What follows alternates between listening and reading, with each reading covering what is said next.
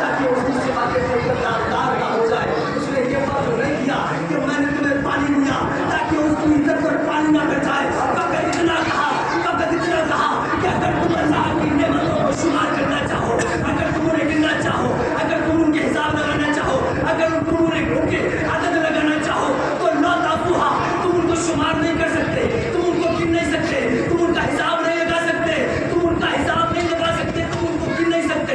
मुझे किसी बात पर फख्र नहीं है, मुझे किसी शय पर फख्र नहीं है। हाँ, अगर फख्र है तो फकत एक बात पर, और वो फख्र ये है कि कद जाकुम मिनल्लाहि नूर, कि मैं मोहम्मद जैसी मखलूक का खालिक हूँ। मैं मोहम्मद जैसी मखलूक का खालिक हूँ। मैंने हयात बनाकर भेजा है। क्यों भेजा है? वजह सबब क्यों भेजा? तो हदीस कुदसी में इरशाद हुआ, कुन्तु कंज़म मख़फ़ीहा, मैं छिपा हुआ खजाना था। मैंने चाहा कि मैं जाना जाऊं, मैं पहचाना जाऊं, लोग मेरी मारिफत हासिल करें, तो मैंने अपने जाने के लिए, अपनी पहचाने जाने के लिए मखलूक को खाली किया। लेकिन ऐसी लोगों ने समझा ही नहीं, उसे जाना ही नहीं, उसे पहचाना ही नहीं। लोग अपने चक्कर में पड़ गए के साथ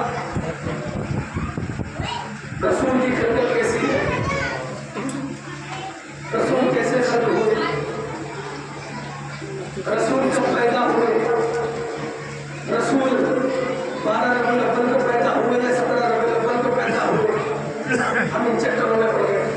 कब पैदा हुए रसूल? बड़ी तवज्जो, कब पैदा हुए रसूल? कब तक होने पता नहीं।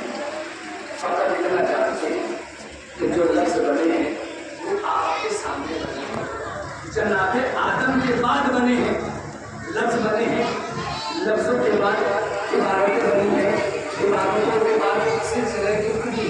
फकत इतना कहता हूँ, जब कब ना था तब रसूल थे, जब कब ना था तब रसूल थे, जब कब ना था तब रसूल थे, बल्कि लफ्ज़ था खुद ना था तब थे। लफ्ज़ था खुद ना था तब थे। ना लिबास थे, न मज़मून, न ज़बानी थी, न गुफ्तगू, न ज़मीन थी, आसमान, न शम्सों की लहर थी, न फूलों की महक थी, न खानों की खटक थी, न कलियों की चटक थी, न समुद्र की वैतानी थी, न हवाओं का जोर था, न समुद्र का शोर था, न चांदनी थी, न धूप, न रंग था, न रूप, न कैफ था, न कम, न वजूद था, न दम, न कोई साहिब गुफ्तार था, न फितरत का लंबरदार था, न तवांगर था, न फकीर, न जोर था,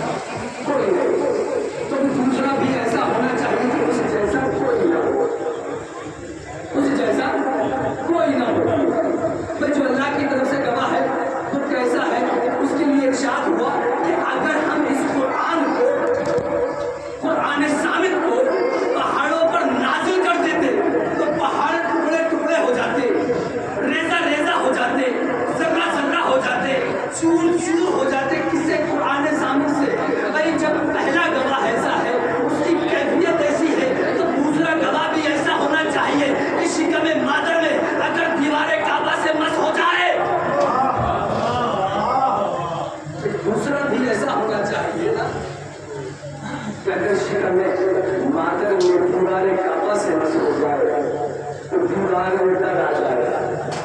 आइए 13 रजब की रात फातिमा उनके असल खुरामा टहलती हुई दीवारें काबा के करीब पहुंची और करीब पहुंचने के बाद उन्होंने झूले करे अल्लाहुम्मा इन्नी आमनतु बिका व बिकिताबिका व बिरसूलिका। परवरदिगार, तुझ पे ईमान रखती हूँ, तेरी किताबों पर ईमान रखती हूँ, तेरे रसूलों पर ईमान रखती हूँ। ये कौन कह रही है? ये अली की वालिदा कह रही है। ये ताज़ियाना है उन बेगैरतों के लिए जो ईमान अबू तालिब में शक करते हैं। भाई आज से 1400 साल पहले उनकी ऐलान कर रही है।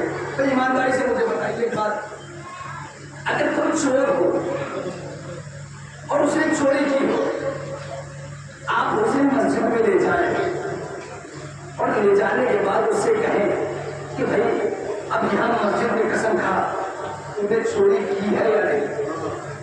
समझ रखिएगा, कसम खा के तूने चोरी की है या नहीं। और वो कसम खा ले कि साहब मैंने चोरी नहीं की है, तो सब कहेंगे कि भाई अब इसे चोर ना कहना, इसे अब चोर ना कहना। क्यों? इसलिए किसी ने मस्जिद में कसम खा ली है। और उसके बावजूद भी अगर उसे कोई चोर कहे तो लोग कहेंगे कि भाई चोरी का इल्जाम लगाने वाला खुद बेईमान है। तवज्जो दीवाने मोहतरम, क्या कहेंगे कि चोरी का इल्जाम लगाने वाला खुद बेईमान है। भाई अगर कोई तेरी मस्जिद में जाकर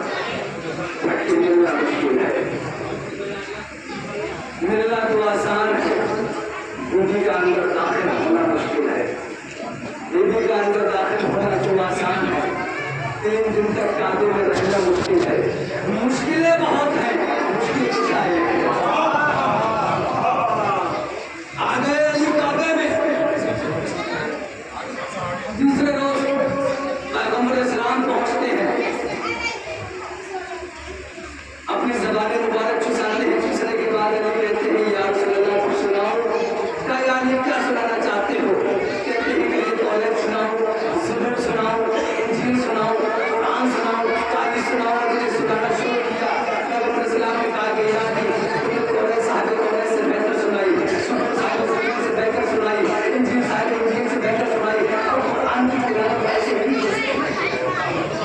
अली काबे में आ गए। आखिर नबी का गवाह है, नबी का गवाह है, कोई आम इंसान नहीं। अब आइए कुरान से पूछते हैं कि ये काबा क्या है? ये काबा क्या है? इरशाद हुआ कि ये वो सबसे पहला घर है कि जिसकी दो सिफतें हैं, एक तो मुकल्लिल आलमीन है और एक मुबारकुल आलमीन है। यानी एक आलमीन के लिए हिदायत का घर है और दूसरा लोगों के लिए मुबारक घर है। अब ईमानदारी से मुझे बताइए,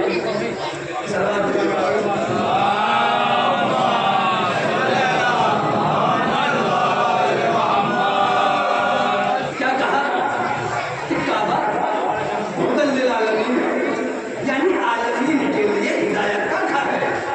अब ईमानदारी से क्या काबे ने किसी को हिदायत की? बड़ी क्या बच्चों, काबे ने किसी को हिदायत की? इतने हाजी आते हैं, इतने जाते हैं, माशाअल्लाह से आपके अजीज़ों अकारीब, आपके यार दोस्त, अजीज अहबाब, महल्ला पड़ोस के लोग आते होंगे, जाते होंगे। कभी उनसे पूछिएगा क्या आपको काबे ने हिदायत की? माशाअल्लाह से अभी हज का रमज़ान गुज़रा है, किसी से पूछिए, उनसे कहा नमाज पढ़ा करो,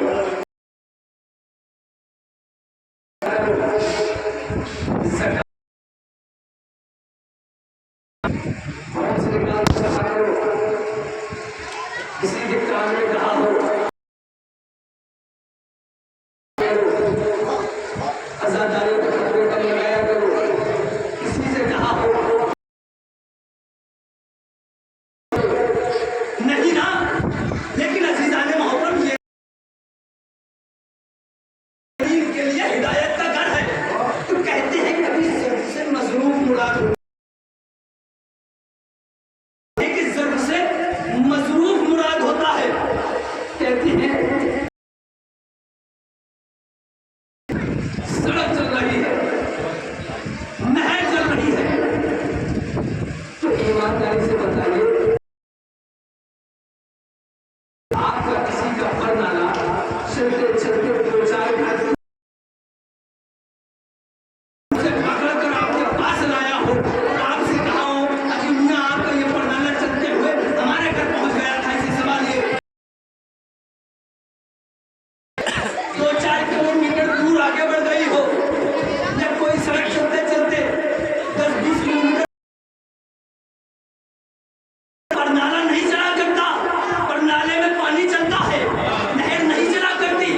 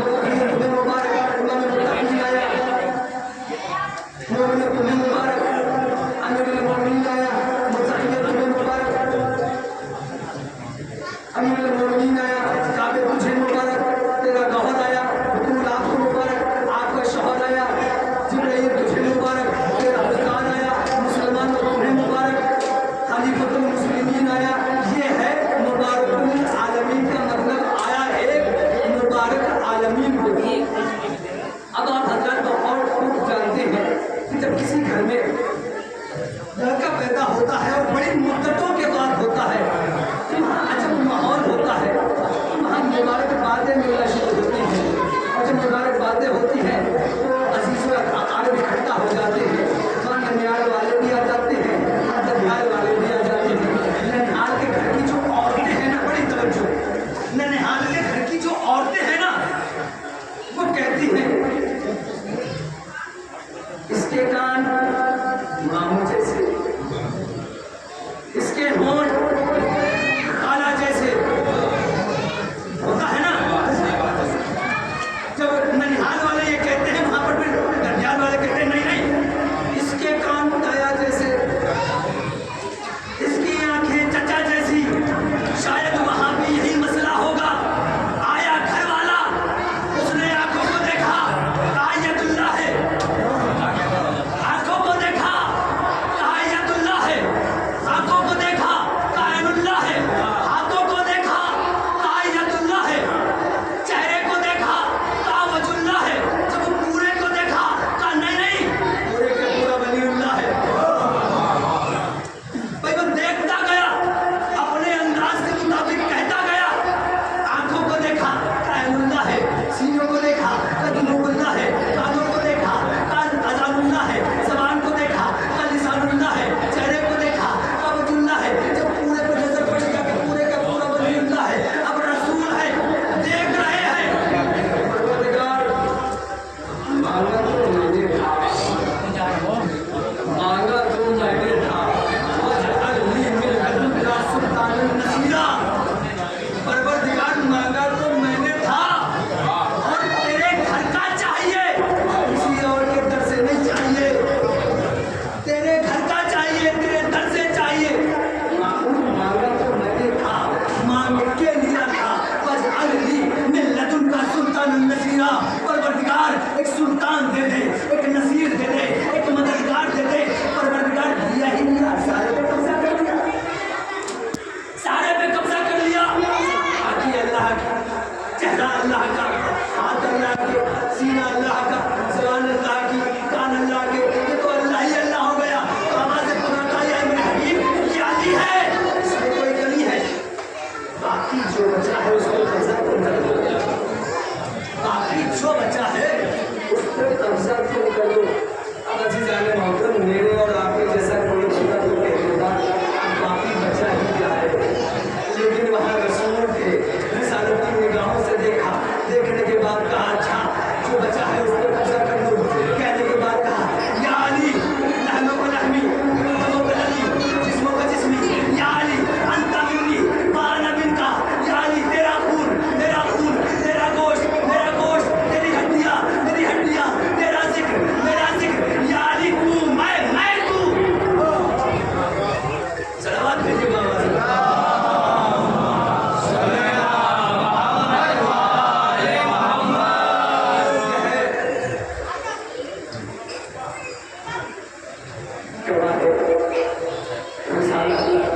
मोहम्मद की रिसालत के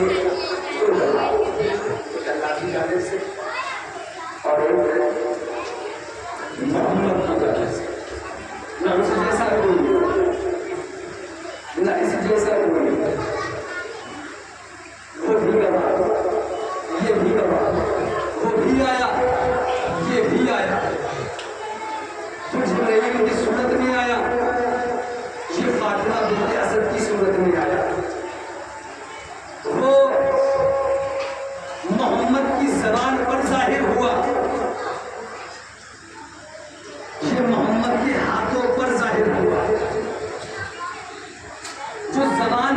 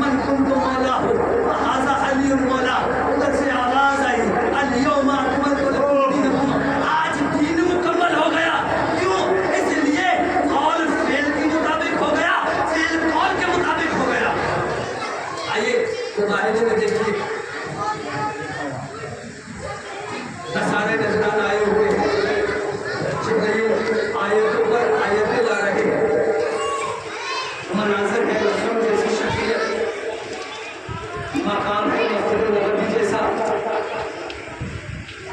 जिब्रील आयतों पर आयत ला रहे हैं, लेकिन नज़ारा नजरान की मान के एक मरतबा मेरे पैगंबर ने जलाल में आकर कहा, चलो बाहर निकलो। अब बाहर जाकर बैठ गए। बाहर जाकर जब बैठे, अभी जैसे पैगंबर इस्लाम निकल गए, उनके मौला हुसैन है, उनकी से मौला हसन है, उनके पीछे शहजादी कौनैन है, उनके पीछे मौला मुत्तकियान है। तरतीब इसलिए रखी ताकि दुनिया को पता चल जाए कि इमामत और नबूवत जिसका तवाफ करती नजर आए उसे फातिमा कहते हैं। बीबी जैसे ही नसारे नजरान की नजर इन हस्तियों पर पड़ी, एक मरतबा खबरदार, इनसे मुबाहिला न करना, इनके मुकाबले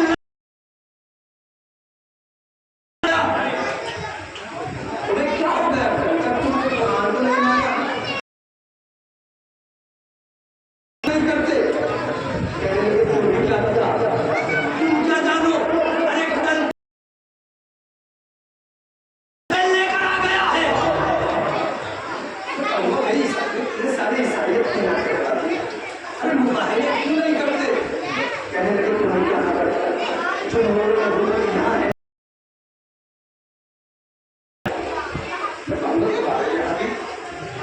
कहाँ? हमारे यहाँ भी एक नबी था ईसा।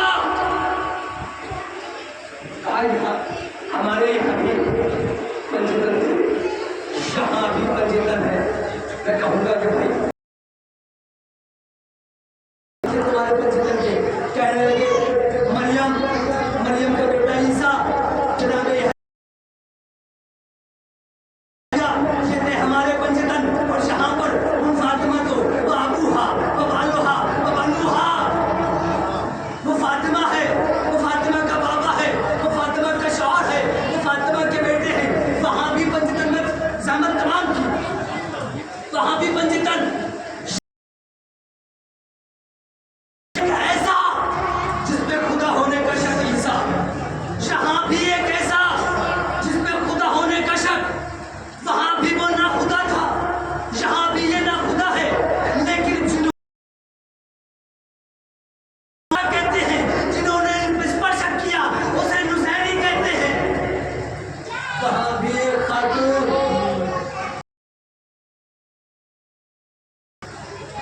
वहाँ भी एक खातून, यहाँ भी एक खातून, वहाँ भी एक बीवी, यहाँ भी एक बीवी। बड़ी तवज्जो,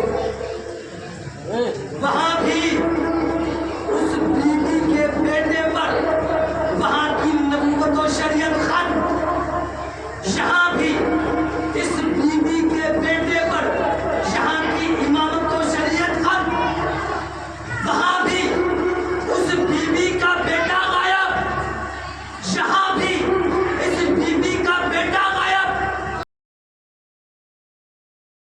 इसका अर्श पे गायब, उसका भी आएगा, इसका भी आएगा।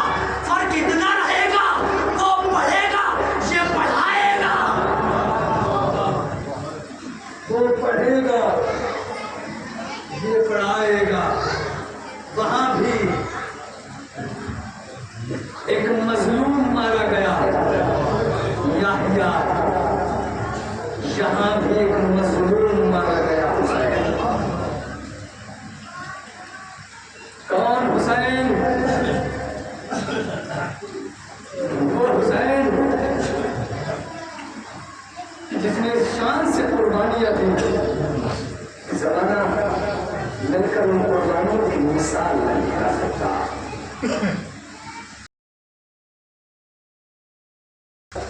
इस शान से दी कि हर कुर्बानी पर हुसैन ने शुक्र इलाही अदा किया, परवरदिगार तो राजी है।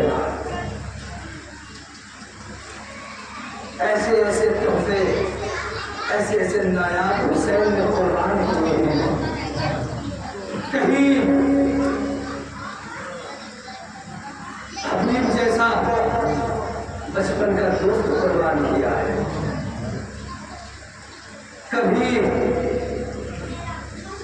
उनका लाशा हुसैन में उठाया है, कभी कासिम की लाश पूरे हुसैन आबाद में समेट कर लाए हैं। कैसी कैसी कुर्बानियां हुसैन ने दी हैं। कभी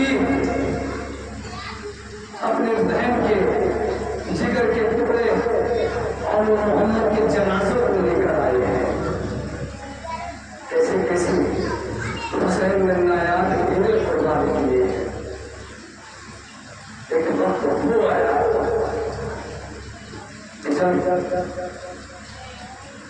सब शहीद हो चुके, जब सब मौला के चाहने वाले, मौला के जानिसार इस दुनिया को खुदा हाफिज कह चुके, एक मर्तबा मेरे मौला तन्हा रह जाते हैं।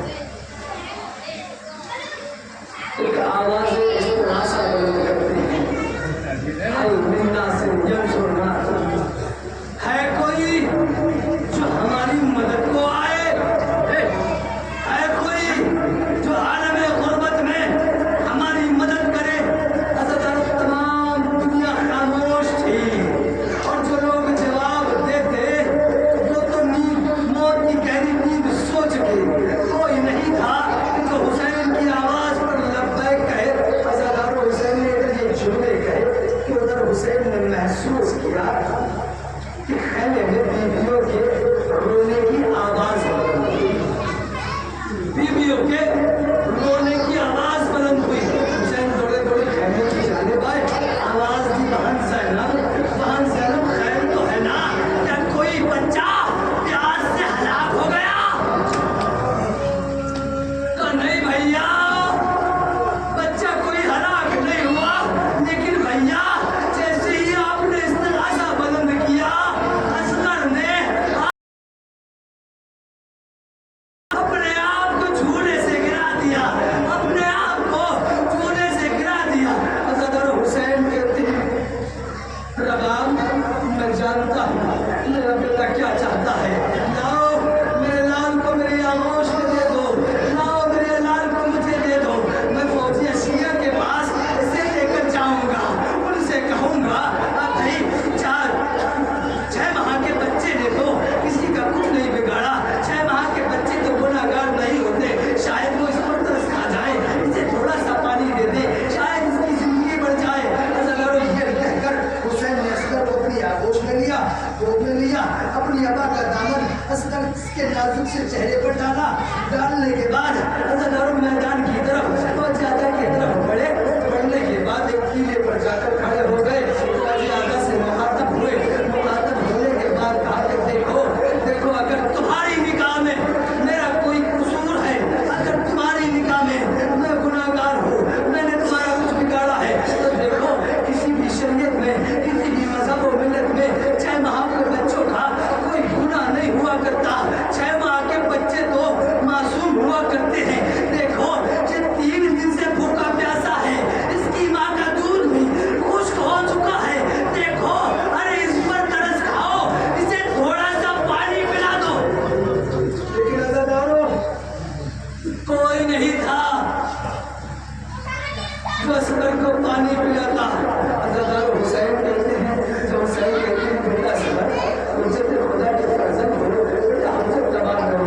अज़ादारो असगर ने अपनी ऐठी हुई गर्दन अपने पकड़ाए हुए होठों पर फेरना शुरू की। असगर ने अपने फूल से रुखसारों फूल से होठों पर फेरी। अज़ादारो एक मर्तबा फौज में हलचल हुई, अज़ादारो किसी की आवाज आई, देख इसरे साथ हमने हर जुल्म हुसैन पर किया, हमने अकबर को शहीद किया, हमने हद हो चुकी है, 6 माह के बच्चों का कोई कसूर नहीं हुआ करता। अगर तूने हुसैन की आवाज पर लब्बैक न कहा तो देख कभी जंग हो जाएगी।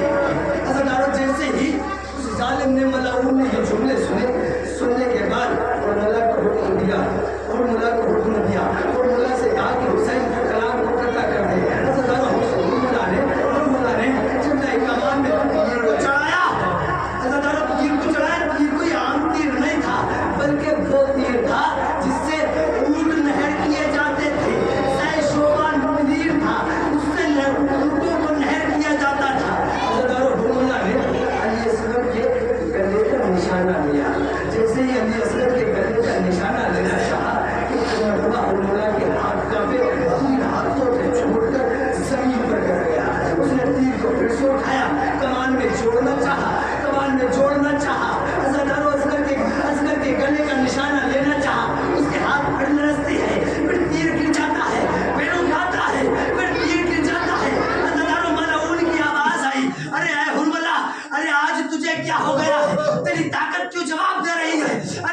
वो है जब मुझसे कोई पूछता था कि तेरी फौज में सबसे बड़ा तीरंदाज कौन है, तो मैं सबसे पहले तेरा नाम लिया करता था। लेकिन आज तुझे क्या हो गया है, तेरे हाथ लर्ज क्यों रहे हैं? अज़ादार और बोला कहता है, अरे मुझे कुछ नहीं हुआ, लेकिन जब मैं इस असगर का मासूम असगर के गले का निशाना लेना चाहता हूँ तो कभी रसूल अल्लाह सामने आ जाते हैं, कभी अली सामने आ जाते हैं, कभी हुसैन की माँ फातिमा सामने आ जाती है। असगर के गले पर गला रखकर कहती है, अरे अज़ादार मेरे बच्चे ने तेरा क्या बिगाड़ा है? अज़ादार जालिम कहता है, किसी की परवाह ना कर, किसी की परवाह ना कर, आंख बंद करके तीर चला दे। अज़ादार इतना कहना था कि उस जालिम का तीर हवा में चला, हवा में चला। अज़ादार जैसे ही उसका तीर चला, तीर असगर के गले पर लगा, गले पर लगने के बाद असगर का गला चीरता हुआ हुसैन के बाजू में पेवस्त हो गया। जैसे ही हुसैन के बाजू में पेवस्त हुआ, अज़ादारों हुसैन ने असगर ने हुसैन के चेहरे को देखा, देखने के बाद अपनी जबानी में कहा, बाबा माफ करना, मेरा गला बहुत छोटा था, तीर बहुत बड़ा था।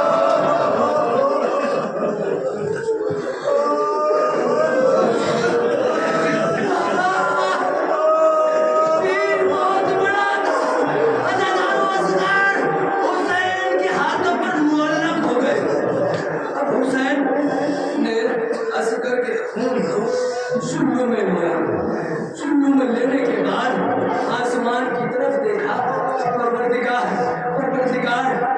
परवरदिगार देख, मैंने कैसे नायाब हीरे तेरी बारगाह में कुर्बान किए हैं। मेरे माबूद मेरी कुर्बानी को कबूल फरमा। अज़ादारों इस जुमले को कहने के बाद हुसैन ने चाहा कि इस खून को आसमान की तरफ फेंके।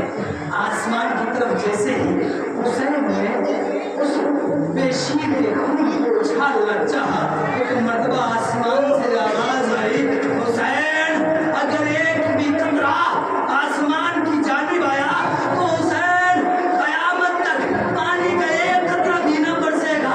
अज़ादारों ये जुमले सुनकर हुसैन ने जमीन में उस खून को डालना चाहा। अज़ादारों जमीन से आवाज आई, हुसैन अगर ये खून नाहक का कतरा, एक भी कतरा जमीन पर गिरा तो कयामत तक भी एक दाना न उगेगा। अज़ादारों जैसे ही ये जुमले सुने, शायर कहता है, इनकार आसमां को है, राजी जमीन ही, असगर तुम्हारे ऊपर का ठिकाना कहीं नहीं। अज़ादारों ये कहकर हुसैन ने उस खून को अपने चेहरे पर मल लिया और कहा, इसी आलम में मैं रोज़े महशर अपने आखिरी जुमले अज़ादारों तसव्वुर करना। हुसैन ने असगर के नाजुक से लाशें को उठाया। उठाने के बाद खैमे की जानिब चलना चाहा। तसव्वुर